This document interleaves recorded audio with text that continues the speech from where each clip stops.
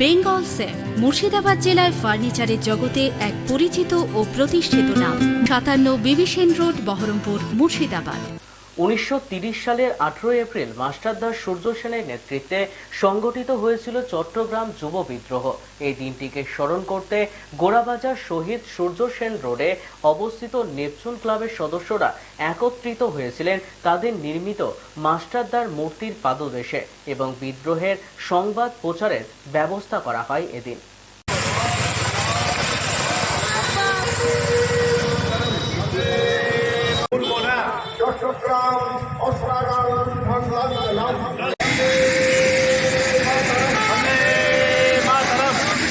বেশ কিছু বিপ্লবী সৈনিক ভারতবর্ষকে স্বাধীন করবার জন্য ইংরেজদের অত্যাচারের হাত থেকে ভারতবর্ষের মানুষকে বাঁচানোর জন্য তারা একটি লড়াইয়ের সংকল্প গ্রহণ করে তারা চট্টগ্রামের একটি স্থানে মিলিত হয়েছিল এবং তাদের পরিকল্পনা ছিল চট্টগ্রামে ইংরেজদের যে অস্ত্রাগার আছে সে অস্ত্রাগার লুণ্ঠন করো এবং লুণ্ঠন করে সেই অস্ত্র নেই ইংরেজদেরকে চট্টগ্রাম থেকে তাড়াও, এবং সে কাজে তারা সফল হয়েছে।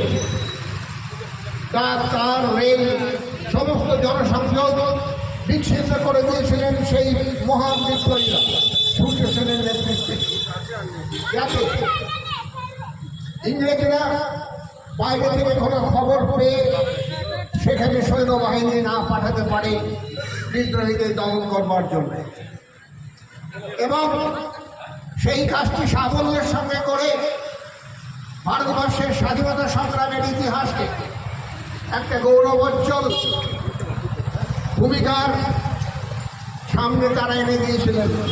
সেই কারণেই আজকে আমরা সূর্য সেনকে এবং চট্টগ্রাম অস্ত্রাগার লুণ্ঠনের মহান সৈনিক এবং তাদের মহান লড়াইকে আমরা স্মরণ করছি।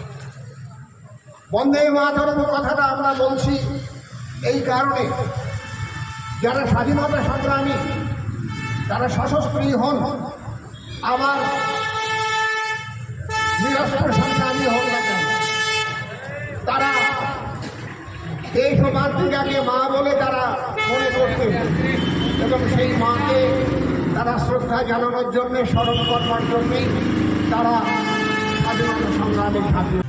বেঙ্গল সেফ মুর্শিদাবাদ জেলায় ফার্নিচারের জগতে এক পরিচিত ও প্রতিষ্ঠিত নাম।